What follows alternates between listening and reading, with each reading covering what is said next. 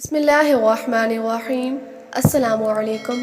سیدنا برا بن عازب رضی اللہ تعالی عنہ کہتے ہیں کہ ہم رسول اللہ صلی اللہ علیہ وآلہ وسلم کے ہمراہ ایک انصاری کے جنازے میں گئے۔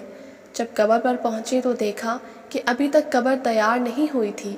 رسول اللہ صلی اللہ علیہ وآلہ وسلم بیٹھ گئے، ہم بھی آپ صلی اللہ علیہ وآلہ وسلم کے ارد گرد بیٹھ گئے۔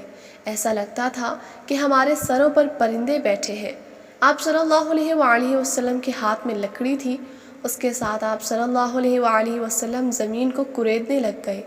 آپ صلی اللہ علیہ وآلہ وسلم نے سر اٹھایا اور 2-3 بار فرمایا، عذاب قبر سے اللہ کی پناہ مانگو۔ اس کے بعد آپ صلی اللہ علیہ وآلہ وسلم نے فرمایا، مومن آدمی جب اس دنیا کے آخری اور آخرت کے پہلے مراحل میں ہوتا ہے تو آسمان سے سورج کی طرح کے انتہائی سفید چہروں والے فرشتے اس کے پاس آتے ہیں۔ ان کے پاس جنت کا کفن اور خوشبو ہوتی ہے۔ وہ آ کر اس آدمی کی آنکھوں کے سامنے بیٹھ جاتے ہیں۔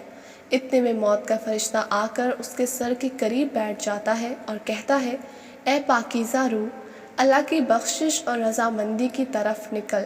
اس کی روح آرام سے بہتی ہوئی یوں نکل آتی ہے جیسے مشکیزے سے پانی کا قطرہ نکل آتا ہے۔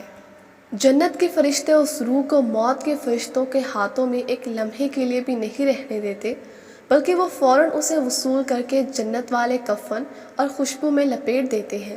اس سے روئی زمین پر کستوری کی عمدہ ترین خوشبو جیسے مہک آتی ہے۔ فرشتے اسے لے کر اوپر جاتے ہیں اور وہ فرشتوں کی جس جماعت اور گروہ کے پاس سے گزرتے ہیں وہ پوچھتے ہیں، یہ پاکیزہ روح کس کی ہے؟ اسے دنیا میں جن بہترین ناموں سے پکارا جاتا تھا، وہ فرشتے ان میں سے سب سے عمدہ نام لے کر بتاتے ہیں کہ فلاں بن فلاں ہے، یہاں تک کہ وہ اسے پہلے آسمان تک لے جاتے ہیں اور اس کے لیے دروازے کھلواتے ہیں۔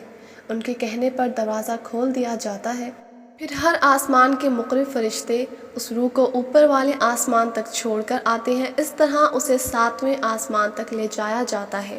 اللہ تبارک تعالیٰ فرماتے ہیں، میرے بندے کے نامہ اعمال والی کتاب علیین میں لکھ دو، اسے زمین کی طرف واپس لے جاؤ، کیونکہ میں نے اس کو اسی سے پیدا کیا ہے، اسی لیے میں اس کو اسی میں لوٹاؤں گا اور پھر اس کو دوسری مرتبہ اسی سے نکالوں گا۔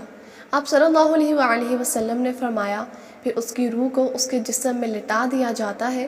اس کے پاس 2 فرشتے آتے ہیں اور اسے بٹھا کر اس سے پوچھتے ہیں، تیرا رب کون ہے؟ وہ کہتا ہے، میرا رب اللہ ہے۔ پھر وہ کہتے ہیں، تیرا دین کیا ہے؟ وہ کہتا ہے، میرا دین اسلام ہے۔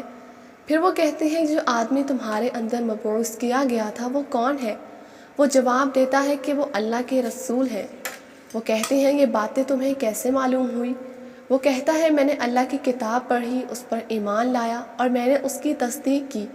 اس کے بعد آسمان سے اعلان کرنے والا اعلان کرتے ہوئے کہتا ہے، میرے بندے نے سچ کہا ہے، اس کے لیے جنت کا بستر بچھا دو، اسے جنت کا لباس پہنا دو اور اس کے لیے جنت کی طرف سے ایک دروازہ کھول دو۔ آپ صلی اللہ علیہ وآلہ وسلم نے فرمایا، پس اس کی طرف جنت کی ہوائیں اور خوشبوئیں آنے لگتی ہیں اور تحت نظر اس کے لیے قبر کو فراخ کر دیا جاتا ہے۔ آپ صلی اللہ علیہ وآلہ وسلم نے فرمایا، اس کے پاس ایک انتہائی حسین و جمیل، خوش پوش اور عمدہ خوشبو والا ایک آدمی آتا ہے اور کہتا ہے، تمہیں ہر اس چیز کی بشارت ہو جو تمہیں اچھی لگے، یہی وہ دن ہے جس کا تیرے ساتھ وعدہ تھا۔ وہ قبر والا پوچھتا ہے، تو کون ہے؟ تیرا چہرہ تو ایسے لگتا ہے جو خیر کے ساتھ آتا ہے۔ وہ جواباً کہتا ہے، میں تیرا نیک عمل ہوں۔ وہ کہتا ہے، اے میرے رب، قیامت قائم کر دے تاکہ میں اپنے اہل اور مال کی طرف لوٹ سکوں۔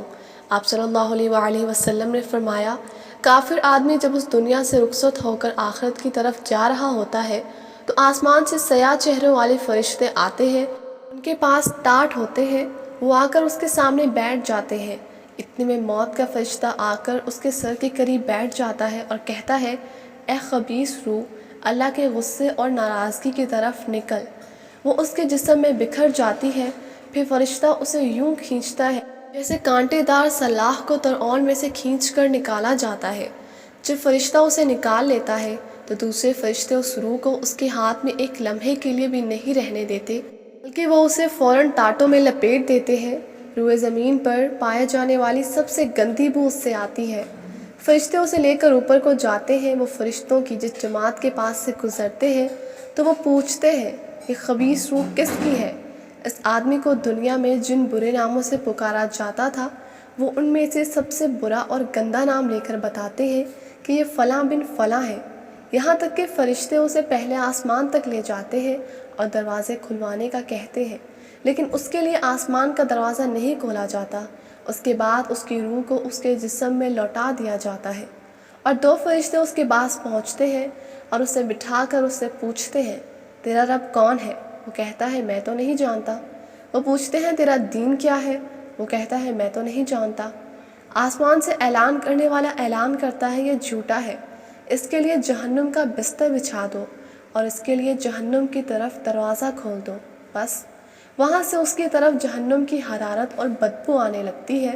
اس کی قبر اس پر اس قدر تنگ کر دی جاتی ہے کہ اس کی پسلیاں ایک دوسرے میں گھس جاتی ہیں۔ ایک انتہائی بدشکل، بدصورت، گندے لباس والا بدبودار آدمی اس کے پاس آ کر کہتا ہے تجھے ہر اس چیز کی بشارت ہو جو تجھے بری لگتی ہے، یہ وہی دن ہے جس کا تجھ سے وعدہ کیا گیا تھا۔ وہ پوچھتا ہے تو کون ہے؟ تیرا چہرہ تو ایسا چہرہ ہے جیسے شر کے ساتھ آتا ہے۔ وہ کہتا ہے میں تیرا برا عمل ہوں۔ وہ قبر والا کہتا ہے اے میرے رب قیامت قائم نہ کرنا۔ لیکن 8 قسم کے لوگوں سے قبر میں سوالات نہیں ہوں گے۔